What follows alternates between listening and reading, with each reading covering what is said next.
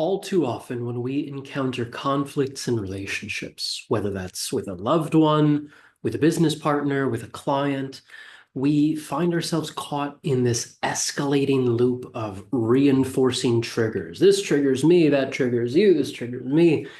And that creates a whole lot of friction. And over time, if this kind of cycle persists, it just becomes a breeding ground for resentment in the relationship, leading to inevitably either a quiet or an explosive collapse. So, how do we hedge against this risk? What do we do when we encounter conflicts in relationships? How do we get them back into a more harmonious configuration?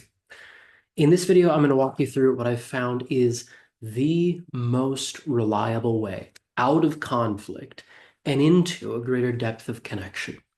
And this, again, is something that you can apply in your romantic relationships, in your professional relationships with a business partner, client, and I'll offer you a couple of examples of that at the end as well.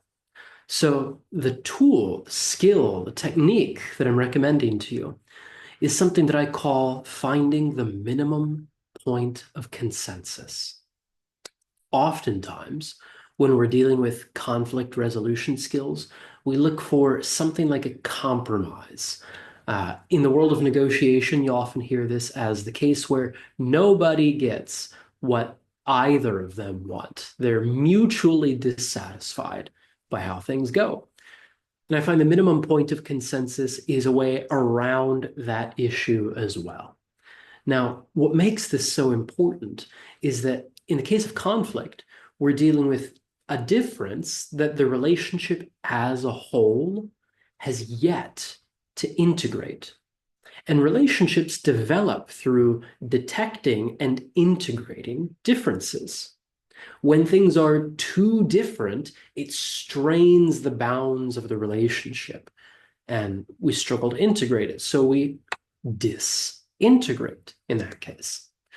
So finding the minimum point of consensus allows you to contain the differences, however vast they may be, in a shared objective, let's say. And there's nothing more effective for bringing relationships together than having a shared objective. So the minimum point of consensus is effectively, and actually, it is the least amount of anything that the both of you can agree to wholeheartedly. And this can take a little bit of work. It involves both people letting go of the total package that they might want out of the situation and starting with the least amount that we can both agree to. So however different our point of view may be, at the very least, we can agree to this. What it does is it gives us a shared objective that we can work toward. When we accomplish that, and the value of having it be the least amount is that it's much easier to accomplish that. When we accomplish that, it helps reinforce the fact that we're on the same team, that we're looking for common ends. So a couple of examples. One client I was working with found that his relationship was rattling apart. He and his wife were barely on speaking terms. The situation had escalated to the point where they were just strangers living on opposite sides of the house, kind of shuffling past each other as they walked down the hallway. And you can imagine what a toll that was taking on his ability to run his business effectively, his peace of mind. He's worried that he's going to lose, frankly, everything he's been working so hard for. So when I was talking through this process with him, he hypothesized that his wife could agree to, at the very least, we want to make sure that our daughter does not end up worse for wear as a result of this. At the very least, we want the best for our daughter, regardless of what we have going on. So he was able to propose this to his wife. Hey, we have all of these problems. Can we agree, though, that what we want together is the best for our daughter?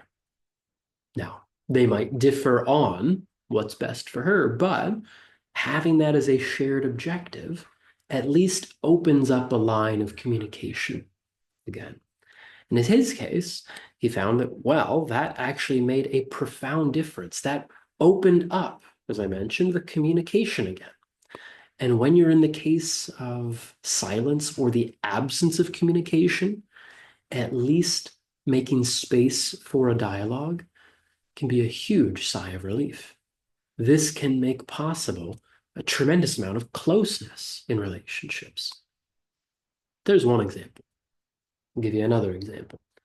Another client found that he and his business partner were basically not on speaking terms either. They were sending asynchronous Loom messages back and forth to each other, trying to set up a meeting, not really meeting, having this back and forth and back and forth. The business as a whole was really taking a hit too. The team could sense that there's something amiss in the leadership, and they were, well, you can imagine the toll that was taking on the performance. So I brought up this point of the minimum point of consensus with him as well. And he proposed that his business partner, who really wanted out of the business, might be willing to take a buyout, whatever the case is. I won't go into the details of it, but he made a proposition based on what he thought was the least amount that he and his business partner could agree to. Turns out his business partner agreed. My client bought him out of the business, got operations running up much more smoothly now that there wasn't this friction.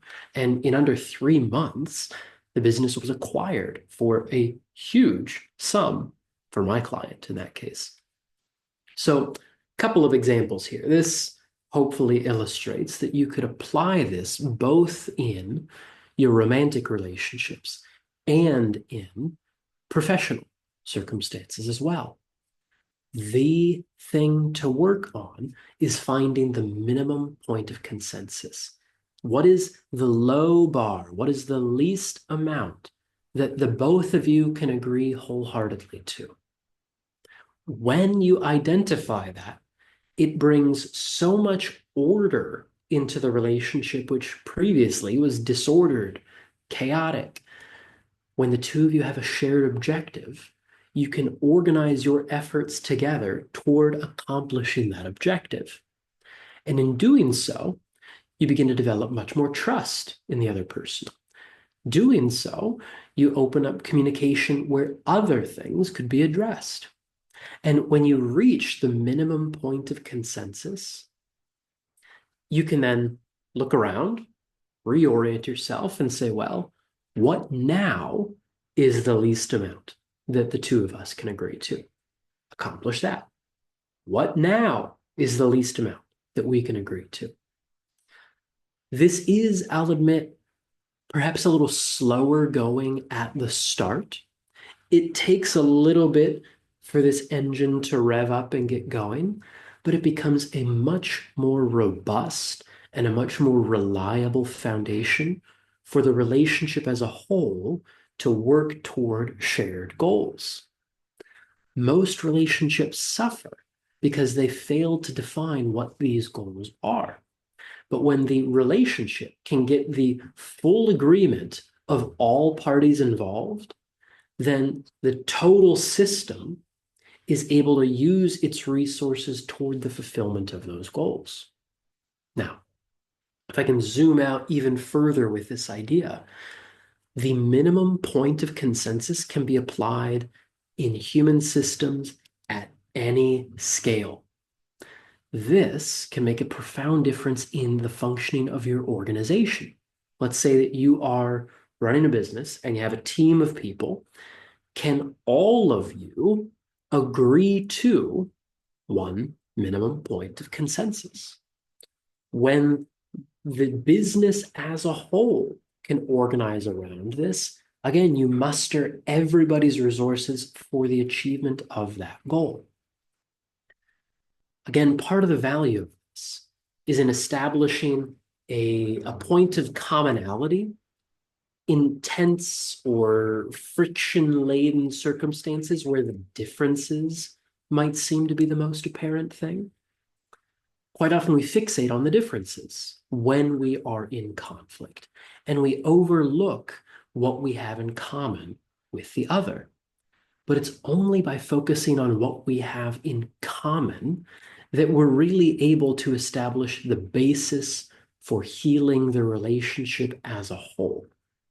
It's not to say that we fixate forever then on what we have in common, because of course the differences bring information and energy to the relationship. But if we focus too heavily on the differences in the midst of conflict, and we fail to find what we have in common as a minimum point of consensus, the thing's at risk of rupturing apart. So, in summary, when you find yourself in conflict in a relationship, whether it is personal, professional, whatever the case is, to the extent that you value preserving this relationship, I implore you to find the minimum point of consensus. What is the least amount that both parties, all parties involved, can agree to? And when you've defined that, you can then muster your efforts toward the fulfillment of that goal. So you likely have an idea of some relationship where this could be an asset, some relationship that is less harmonious than you would like it to be, more prone to conflict than you would like it to be. In that relationship, what do you imagine is the least amount that you and the other party could agree to completely? I'm going to encourage you at this point, when you've identified the relationship and what you suggest, what you imagine that minimum point of consensus to be, make a proposal to the other person. You might even say, for example, boy, I am really nervous. I imagine neither of us are completely happy with the situation as it is now. What I suggest, and I'm open to your feedback, what I suggest is that we can both agree to this and perhaps set a lower bar than you think. Again, you're looking for complete agreement. What is it that we together can be 100% in agreement about? We both want this. And if it's not this, you take their feedback to help you modify until you find whatever this point is. When you know what that point is, specify what are the conditions that are going to let us know that we have achieved this. So that when those conditions are met, we can celebrate, we can congratulate each other, we can thank each other for the mutual support in getting to this point, and we can reorient, look around and say, now what can we accomplish together? I hope this idea is a blessing in your relationships. I've seen it make tremendous changes, again, with clients working through this in their personal lives, in their professional lives. I know that when applied, it can be of great use. If you have any questions or comments about doing so, feel free to drop those down in the comments below. And until next time, take care, be well. I will look forward to speaking with you again soon.